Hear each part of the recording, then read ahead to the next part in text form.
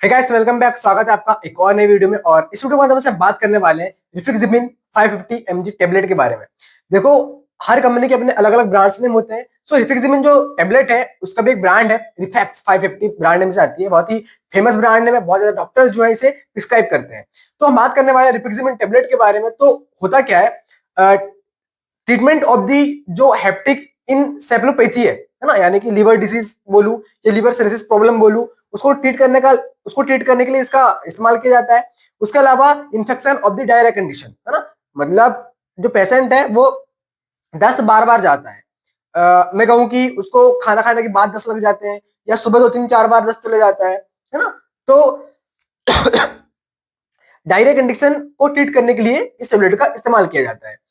और बात करें कि ये जो आंतों के इन्फेक्शन को ट्रीट करती है, यानी कि आंतों से संबंधित जो प्रॉब्लम है उसको ट्रीट करने के लिए इसका इस्तेमाल किया जाता है। बात करें कि ये प्रकार की एंटीबायोटिक मेडिसिन है ना। देखो, मार्केट में ब्रांड्स नेम से मेडिसिन मिलती है, तो हर कंपनी के अपने अलग अलग ब्रांड्स नेम होते हैं। रिफैक्स 550 बहुत फेमस ब्रांड्स नेम है, और ये ब्रांड नेम इसके होते हैं। मैं आपको बताता हूँ कौन कौन से और ब्रांड नेम से आती है मेडिसिन। देखो, रेफिनिम 400 नाम से भी आती है, रिक्समिन 550 ब्रांड नेम से भी आती है ना। तो और भी बहुत सारे ब्रांड्स नेम है जिससे मेडिसिन आती है, बट उसका कंपोजिशन वही रहेगा, रिफेक्सिमिन रिफेक्सिमिन।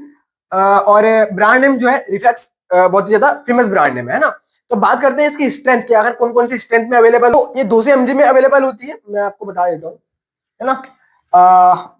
200 mg, इसके अलावा 400 mg, और उसके अलावा 550 mg, है ना। 3 स्ट्रेंथ में अवेलेबल होती है। बात करें इसके डोजेस फॉर्म आखिर कौन कौन से होते हैं, तो टेबलेट फॉर्म में तो ये है ही, इसके अलावा इंजेक्शन फॉर्म में ये नहीं है ना। सायरप फॉर्म में ये है, और ये कैप्सूल फॉर्म में है ना। तो 3 फॉर्म में ये अवेलेबल है मार्केट में। और अब बात करते हैं, देखो ये स्टमक में डिसॉल्व नहीं होती है ना। ये स्टमक में डिसॉल्व होने वाली मेडिसिन नहीं है, टेबलेट नहीं है। ये फिल्म कोटेड टेबलेट है एक प्रकार की, है ना। देखो, इंटेस्टाइन में आंतों के इन्फेक्शन को ट्रीट करती है, फिल्म कोटेड है, स्टमक में डिसॉल्व नहीं होती, स्टमक से होते हुए स्मॉल इंटेस्टाइन में जाती है, और वहां पर जो इन्फेक्शन है उसको ट्रीट करने का काम करती है। अब बात करते हैं जो रिफ्लेक्सिबिन टेबलेट है, अब उसको आखिर और कौन कौन सी कंडीशन देखने को मिलेगी, तो हम उसमें इसका इस्तेमाल करेंगे। देखो, ट्रेवलिंग डायरिया। अब होता क्या है, बहुत सारे पेशेंट ऐसे होते हैं जो ट्रेवल करते हुए डायरियल कंडीशन हो जाती है, जैसे पानी में कुछ इन्फेक्शन पानी में की वजह से कुछ इन्फेक्शन आ जाता है बॉडी में, है ना। होता है ऐसा, तो जिस वजह से डायरिया की कंडीशन बन जाती है, तो उसके इस्तेमाल में भी, उसको ट्रीट करने के लिए भी इस टेबलेट का इस्तेमाल करते हैं। देखो, आईबीएस, इरिवर्सिबल बाउल सिंड्रोम। देखो, आईबीएस का ऑल्दो अभी तक कोई करेक्ट इलाज आया नहीं, है ना।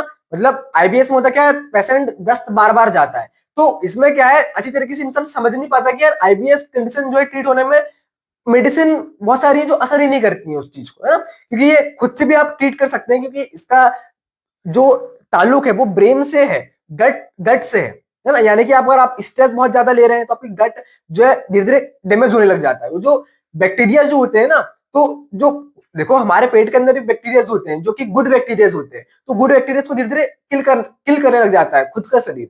तो जिस वजह से आईबीएस की प्रॉब्लम हो जाती है ना। मतलब खाना खाया निकला, तो ऐसी कंडीशन बन जाती है ना। तो आईबीएस की प्रॉब्लम को भी ट्रीट करने के लिए इस मेडिसिन का उपयोग किया जाता है। आईबीएस की प्रॉब्लम को ट्रीट करती है। तो आईबीएस जो एक ऐसी कंडीशन है, मैं आप इसके बारे में और वीडियोस में बना दूंगा, है ना। लेकिन आईबीएस को आप खुद से ट्रीट कर सकते हैं विदाउट मेडिसिन। तो अब मेडिसिन खाते हैं ना, तो आपके गुड बैक्टीरिया भी किल होते हैं इससे, तो वही चीज है भाई।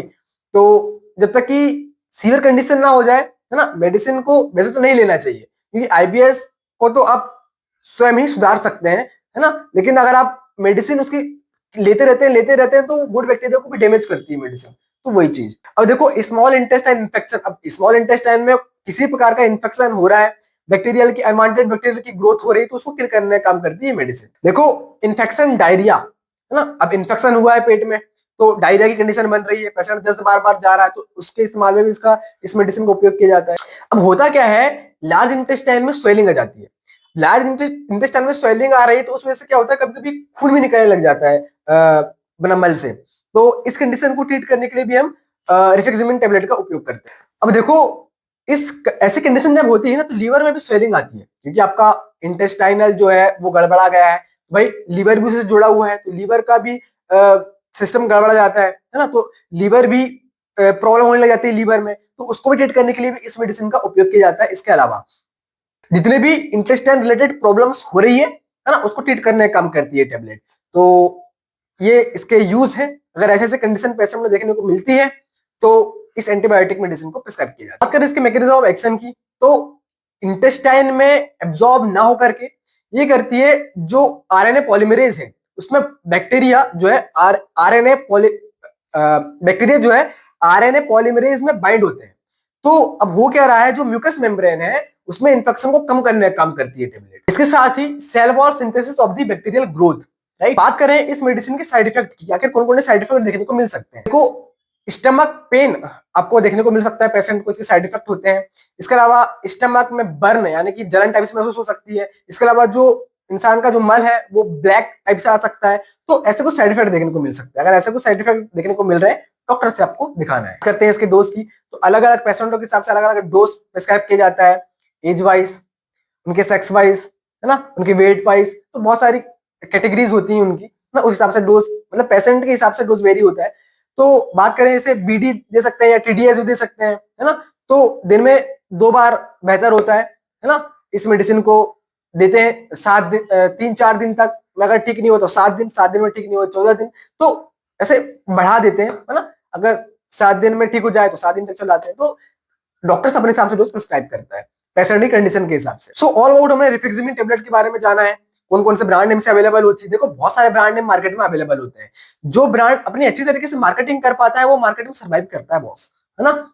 तो वही है, मैंने लिख रखा है रिफैक्स 550, बहुत फेमस ब्रांड नेम है, अच्छा ब्रांड नेम है, डॉक्टर बहुत ज्यादा इसके प्रिस्क्राइब करते हैं। तो वही चीज है भाई, ऑल अबाउट हमने हर चीज के बारे में जाना, इस टेबलेट के बारे में जाना। आई होप गाइस आपको वीडियो पसंद आई हो। वीडियो पसंद आई हो प्लीज इस चैनल को सब्सक्राइब करना, ऑल नोटिफिकेशन बेल आइकन में क्लिक करना, इस तरह की इन्फॉर्मेटिव वीडियो अब तक पहुंचती रहे। तो ये जो चैनल है, pharmacy knowledge and English channel है, आप नए हैं प्लीज सब्सक्राइब करना। और कुछ समय के बाद हम भी अपनी कंपनी चालू करेंगे, है ना। कुछ 2-4 प्रोडक्ट शुरुआत करेंगे, फिर हम भी धीरे धीरे अपनी प्रोडक्ट की कैटेगरी को बढ़ाएंगे। एक समय ऐसा आया कि रिफ्लेक्सिमिन भी हमारा प्रोडक्ट होगा, हम अपना ब्रांड नेम बता रहे होंगे। जैसे रिफैक्स में किसी और कंपनी का ब्रांड नेम बता रहा हूँ, यहाँ पर मैं अपना ब्रांड नेम बता रहा हूँ। तो बहुत जल्द वो टाइम आएगा। सो मिलते हैं गाइस नेक्स्ट वीडियो में। जय हिंद, वंदे मातरम दोस्तों, बहुत बहुत धन्यवाद।